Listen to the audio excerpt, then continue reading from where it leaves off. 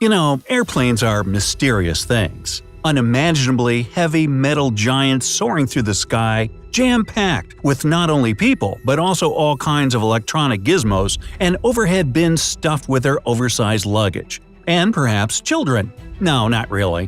What confuses me the most, however, is the airplane's tires. Yeah, really. I mean, look at them compared to the plane's body. They're tiny. How can they withstand all that weight and speed? Okay, let's check out what's happening when a plane is preparing to land on the runway. While still in the air, its speed is becoming lower and lower, and that's when you might feel your ears getting congested. You also sense that the plane has seemingly started crawling at a snail's pace, when just a second ago it was moving at breakneck speed. In their flight deck, the pilots are slowing the plane down even more and getting ready to lower the landing gear, which is often called the undercarriage. That's a complex mechanism that consists of structural components, energy absorbers, brakes, hydraulics, and of course the wheels and tires. From your seat, you can hear a distinct robotic noise. That's the landing gear and wing flaps being lowered. Then, when the airplane is about to land, its nose starts pointing upward. Now, if that seems counterintuitive, think about water skis. When a skier is moving across the water surface, their skis are always inclined upward. Otherwise, both the skier and the skis would go under the water. The same approach goes for airplanes. Pilots must point the aircraft nose toward the sky just before landing so that they don't stall the machine. Plus, exposing all that large surface area on the wings and belly will help slow the speed of descent. Anyway, several seconds later, all 300 tons of your airplane touch the ground while still going 170 miles per hour. Imagine your typical two-story house, fully furnished, dropping to the ground as fast as a flying arrow. That must be quite an impact. And still, those tiny, comparatively little tires don't pop under the tremendous pressure. This incredible feat has to do with the materials airplane tires are made of, the gas that fills these tires, and the way they're inflated. To make an airplane tire, producers use a mix of different kinds of synthetic rubber. It makes aircraft tires so strong that each of them can easily deal with a 38-ton load. Didn't you just say 300 total tonnage? Hey, good memory, yes I did. But remember, there can be anywhere from 14 to 22 tires on one jumbo jet. They're durable too. A plane can touch the ground up to 500 times before its tires will need to be covered with a new layer of rubber. But what makes tires so tough is mostly nylon cords under the tread and special aluminum steel reinforcements. Then there's the gas they have inside. It's not oxygen. At very low temperatures, oxygen can turn into ice right inside the tires. Of course, the temperature must be extreme for this to happen, about minus 360 degrees Fahrenheit. But you never know with air travel.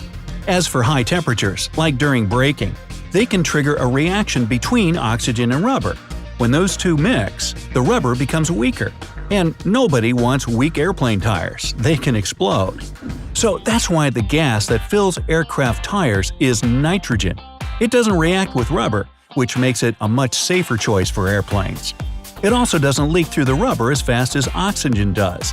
Meaning tires that are filled with 95% oxygen remain inflated a lot longer. And it's good news, because in this case, wheels need less maintenance, which saves the airlines money. Now, the pressure in airplane tires is 6 times bigger than the pressure in your car's tires. It's 200 psi, which stands for 200 pounds per square inch. And that's what you'd feel if you took a dive 450 feet underwater. Or rather, you wouldn't feel because the maximum pressure a person can withstand is only about 50 psi. But if we speak about airplane tires, such high pressure makes them strong. It's next to impossible to overflate a tire to the point that it explodes. Now, it's true that overflating can reduce traction and put more pressure on airplane wheels. But if a popped tire situation happens, it's mostly because of the thing being underinflated. Even if it did happen on your flight, chances are you wouldn't even notice. Remember, there can be plenty of wheels on large airplanes, like an Airbus A380 or Boeing 747. And if one of the tires fails, the plane will still land safely. Now, there's one more thing why aircraft tires must be strong and durable. When a plane touches the ground, its tires aren't rolling at first, they're just skidding.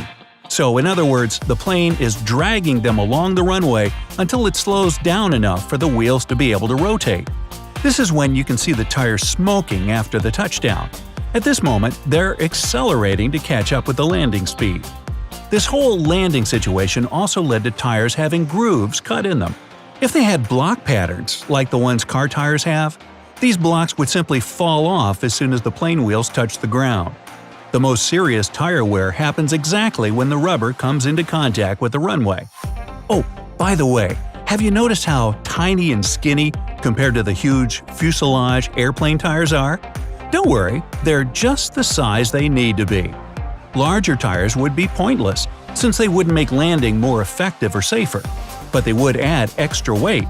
And you probably know that the heavier a plane is, the more fuel it uses and the more money an airline loses. So engineers try hard to make wheels as small and, at the same time, as safe as they can be. After plane tires are produced, they always get tested. Manufacturers create computer simulations that check how tires will behave if they're pushed past their speed limit or get overloaded. They must be able to withstand pressure that's 4 times stronger than their usual one and should cope with this situation for at least 3 seconds. As for the strongest tires, they shouldn't blow out even at a landing speed of 288 miles per hour. The same computer programs figure out how tires will react to standard landings, takeoffs, and even taxiing, and then prototypes are created. And still, airplane tires aren't entirely safe from bursting. Accidents did happen in the past, and planes did skid off runways because of one of the tires exploding mid-landing. There were also cases of tires bursting mid-air. If it's just an exploded tire, there's nothing too bad. But tire fragments can get into the engine or cause serious damage to the fuselage. That's when the incident immediately becomes more dangerous. Besides, when a plane lands with one or several damaged tires, the load gets uneven and it puts stress on the landing gear. In the worst-case scenario, all tires, even good ones, might need replacing after such an incident. You can't argue that airplane wheels are cool, but sometimes they need additional help. I'm talking about hydroplaning, a situation that occurs when the runway is covered with a layer of water, preventing a landing plane from braking or stopping in time. The aircraft just keeps skidding forward, unable to find traction. The same can happen to your car on a rainy day, by the way. That's why some airports have grooves on the runway. Water flows into these grooves, making the surface not so slippery and dropping the chances of hydroplaning.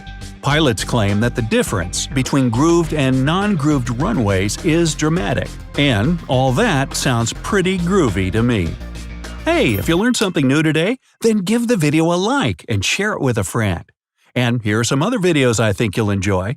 Just click to the left or right, and remember, stay on the bright side of life.